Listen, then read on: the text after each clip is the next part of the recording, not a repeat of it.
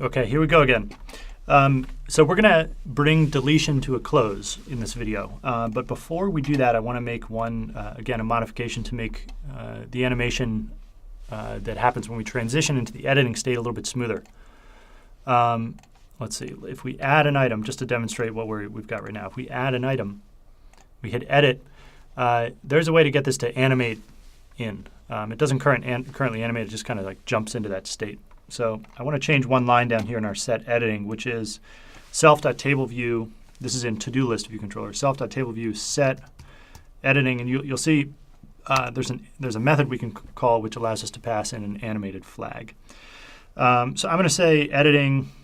I'm going to pass in the editing boolean that we have, but for the animated flag, I'm just going to pass in the animated argument here. So I'm going to rely entirely on the two arguments that are passed into this function and pass them straight to the table view so that it can configure itself according to the type of entry or exit from into or from editing state that we want. So again, if I go back here and I add an item, animates in, if I hit edit, I'll see that smoothly animate in. And that's exactly what we want. And again, you'll see it, the whole thing will animate end to end. So when we enter this state, when we leave this state, when we transition over here to the delete button. So that's just a minor housekeeping item. So what do we want to do next? We want to essentially be able to hit this delete button and have something take effect. And to do that, we are going to use we're going to implement a new UI table view data source function. This one has to do with editing table views, as you can imagine.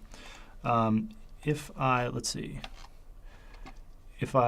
command click on UI table view data source, and we go look at the methods that are available here, we see a couple of them that we've implemented so far, which are number of rows in section, cell for row index path. These two are required in order for the table view to do anything that a table view needs to do. The rest of these guys are optional. The one that we're going to look at right now and implement is this one down at the bottom. And it is called table view commit editing style for row at index path. And if you look at the comment here, it says this has to do with data manipulation, insertion, and deletion. We've already actually dealt with insertion per responding to the add item function that we implemented. But this also says after a row has the minus or plus button invoked. So over here you'll see we've got the minus button here. Based on the editing style for the cell, the data source must actually respond to that or commit the change.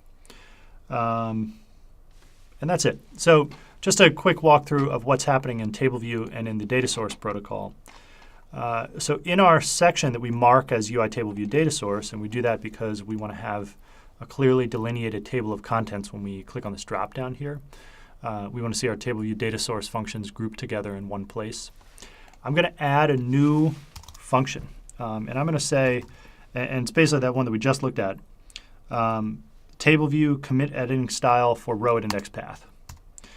And this is our opportunity to respond to the tapping of the deletion key. But first, I want to check, because there are a couple different editing styles. Let's say if I hit command there, you'll see that there's none, delete, and insert. And we're specifically interested in deletion. So we don't want to be implementing the logic here if for some reason it's called with an editing style of none or insert. So I want to say something like if editing style is equal to UI table view cell editing style dot delete, then and only then do I want to do anything. I don't really want to respond to this otherwise. So what do we actually want to do here? We are receiving a deletion call for a particular index path. So there are two things that we want to do. We want to remove the item at that index from our items list, our items array. And then we actually want to tell the table view to perform an animated removal of the cell that corresponds to that item or that index path. So let's say we've got our items array up here that we are adding things to right here. So let's say we want to say self.items.remove object at index, and I'm going to pass in index path dot row, which is only half the battle. If we just do that, the view that represents our table view that displays the items isn't actually going to change, which means that our view and our data source, our thing, that our object that holds the data we're displaying, have become out of sync. So we need to make sure to update the two things at the same time. And this is just like we do up here for add, where we modify the items array first, which is the object that holds the data. And then we modify the table view itself to insert a row at that particular location. So we're going to do the same thing. We're going to modify the object that holds the data, self.items, and then we're going to say self.tableview. I think it's, let's see, delete rows at index path. There we go. You'll notice I rely on autocomplete often, all the time.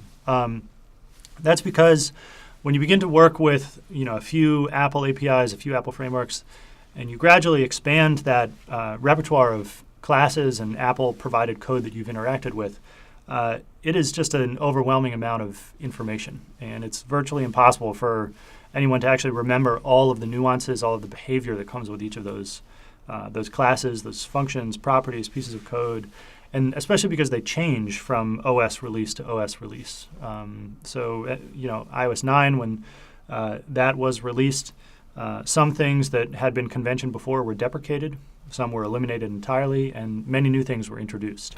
So it's always good to just rely on autocomplete. It's always good to have things in memory because it's easier to recall them, and you can type code faster and build things faster. But just know that it's sort of it's okay if you don't remember something, right? You can always look it up. So we're going to modify self.items, and we're going to say self.tableview delete rows at index paths, and it's going to expect an array. So I'm just going to pass in an array that contains one item, which is the index path that I get here. And my row animation, I'm going to say UI table view row animation. Why don't we say left? I mean, you can choose any one that you want. There are a handful of them there. Let's see. What else do we want to do? There's one other thing that we want to do.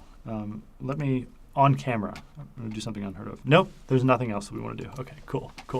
I have two projects. One of them is the completed project. This one is the in-progress one. So I'm regularly referring back and forth in between recordings. What is the next thing that we want to do? What's the next layer of complexity that we want to add to this? Let's pause there, though, stop, run our application, and see if this has the desired effect. So we're going to add an item. Let's make it a little bit longer than we have before. I'm going to add another item. This predictive text thing, I don't know about you, but it really bothers me. So we've got two items.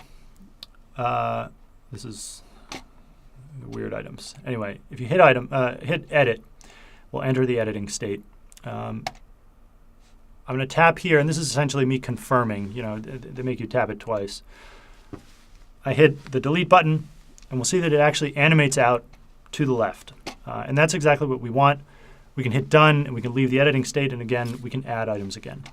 So basically, by manipulating or overriding the set editing function and making sure to call super, and then by implementing this one new table view data source method, table view commit editing style for row at index path, we are able to provide really like a pretty simple, very useful mechanism for removing rows from our list, which is great because that means that we're now in a position to build a list and edit it. So we can add items to it and we can remove items from it, which is exactly what we were looking for.